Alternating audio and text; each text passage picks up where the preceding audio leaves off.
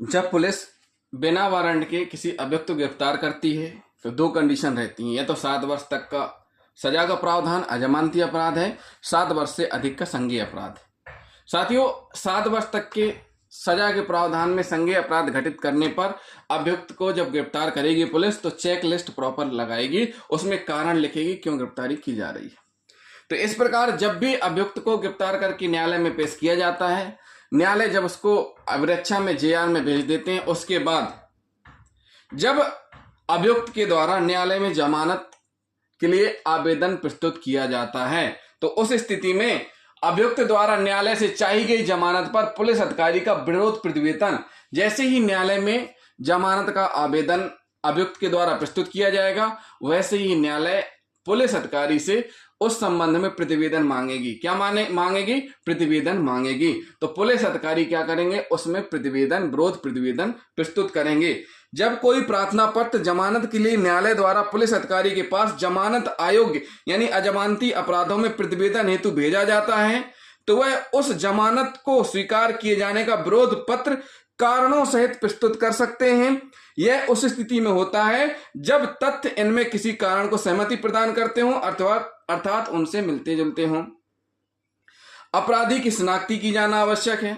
साथियों देखिए, जब अभियुक्त अभिरक्षा में है और मामला इन्वेस्टिगेशन में है, उस स्थिति में पुलिस को बकायदा जब विरोध पत्र तैयार करना है तो उसमें सारी चीजें डालनी है कि क्यों वह जमानत निरस्त करवाना चाह रहे हैं। न्यायालय से पुलिस अधिकारी निवेदन करते हैं कि उपरोक्त अभियुक्त की जमानत निरस्त करने की कृपा करें, क्यों उसके लिए कारण भी बताने पड़ेंगे। तो कारण ये है कि जैसे मान लीजिए गंभीर प्रकृति का अपराध है, उसमें शिनाख्ती की कार्रवाई की जाना आवश्यक है, अभी शिनाख्ती कार्रवाई नहीं हुई है, या आरोप की गंभीरता और अपराधी द्वारा किए गए अपराध इस प्रकार का है जैसे कि अभी दहशत का माहौल है या फिर से दंगा भड़क सकता है छूटने पर, या इस प्रकार की स्थिति उत्पन्न हो सकती है। जो भी रीजन है वो भी लिखना है। अपराधी के भाग जाने का खतरा भी हो सकता है कि अगर अपराधी को छोड़ा गया तो वह भाग जाएगा। अपराधी द्वारा जमानत का दुरुपयोग भी किया जा सकता है। अपराधी द्वारा अपराधों की ओर अग्रसर रहने की संभावना, फिर से नया अपराध कर सकता है। गवाहों को भय दिखा सकता है, उन्हें प्रभावित कर सकता है, उन्हें बस में करने की संभावना है। साथ ही साथ इन्वेस्टिगेशन में रुकावट भी डाल सकता है और बदला लेने की इच्छा भी व्यक्त करता है। अपराधी का जमानत शर्तों के उल्लंघन करने का भय, उसके पास धन चुकता करने के लिए न होना। अपराधी के विदेश चले जाने का भय अथवा भूमिगत होने का खतरा। भूमिगत माने छिप जाएगा, जैसे उसको जमानत मिलेगी वह अपने आप को छिपा लेगा कि फिर उसकी गिरफ्तारी नहीं हो पाएगी। अपराधी के जमानत पर रिहा हो जाने से वह गंभीर साक्ष्य प्राप्त नहीं हो पाएगी जो उसके हिरासत में रहने से प्राप्त हो सकती है।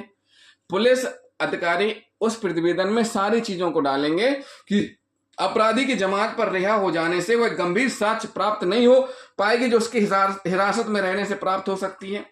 अपराधी गिरफ्तार होने के पूर्व कुछ प्रमुख वस्तुओं की तलाशी के लिए विरोध कर रहा था जिससे कि पुलिस को बहुत कुछ पाने की आशंका है। ये सारी चीजें लिखी जाएंगी। साथ ही साथ एक और महत्वपूर्ण बात बता दें, एफआईआर जिन तथ्यों पर हुई है और जिन तथ्यों पर इन्वेस्टिगेशन चल रहा है, जो तथ्य एकत्रित हुए हैं वो भी शॉर्ट में बताना चाहिए कि इन तथ्यों का अपराध इसके द्वारा किए गए। इस संबंध में ये तथ्य हैं जो उसके खिलाफ अपराध साबित करते हैं। अगर इस प्रकार से उसको जमानत पर छोड़ा जाएगा तो अवश्य ही कोई फिर से अपराध करेगा, फरार हो जाएगा, भूमिगत हो जाएगा, साक्ष्य को प्रभावित करेगा, इन्वेस्टिगेशन में बाधा उत्पन्न करेगा। ये सारी चीजें उस विरोध प्रतिवेदन पत्र में आवश्यक रूप से लिखी जानी चाहिए। शॉर्ट में और 2 लाइन का विरोध पत्र नहीं लिखा जाना चाहिए। सारी चीजें आ जाए ताकि मजिस्ट्रेट साहब उस पत्र को देखें और उसको पढ़ते ये सारी चीजें उनको स्पष्ट हो जाएं और वह अभियुक्त की जमानत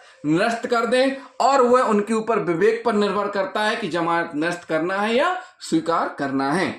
साथ ही साथ पुलिस अधिकारी द्वारा जमानत निरस्त नहीं की जा सकती। इसका मतलब क्या हुआ? यदि एक बार किसी व्यक्ति को पुलिस अधिकारी द्वारा जमानत पर छोड़ दिया गया हो तो उसकी जमानत को कोई भी पुलिस अधिकारी निरस्त नहीं कर सकता। अगर मान लीजिए पुलिस अधिकारी ने किसी अभियुक्त को एक बार जमानत पे छोड़ दिया तो अब उसको दोबारा से स्वयं अपनी मर्जी से गिरफ्तार नहीं कर सकते। क्या नहीं कर सकते, उसकी जमानत नष्ट नहीं कर सकते और उसे फिर से गिरफ्तार नहीं कर सकते। फिर भी यदि गिरफ्तार किया जाना आवश्यक समझा जाए तो सक्षम न्यायालय से प्रार्थना की जाए कि उस अपराधी का जमानत मुतल्लका निरस्त किया जाए और उसके विरुद्ध एक वारंट जारी किया जाए, जो भारतीय नागरिक सुरक्षा संहिता 2023 की धारा 480 सब क्लॉज 5 के अंतर्गत आता है। भारतीय नागरिक सुरक्षा संहिता की धारा 480 सब क्लॉज 5 के अंतर्गत वारंट जारी किए जाने हेतु न्यायालय से विनय करें।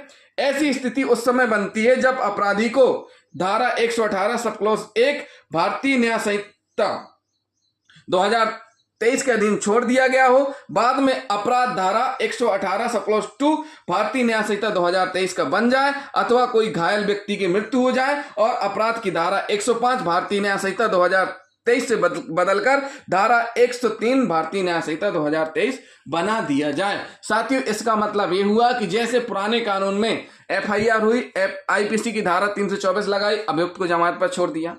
अब प्रकरण में धारा 326 बढ़ गई जो कि अजमानती है। तो ऐसी स्थिति में पुलिस अधिकारी न्यायालय से निवेदन करेंगे, विनय करेंगे कि अभियुक्त की जो जमानत मुचलका है उसको निरस्त करते हुए वारंट जारी किया जाए। वो वारंट किस धारा के तहत होगा?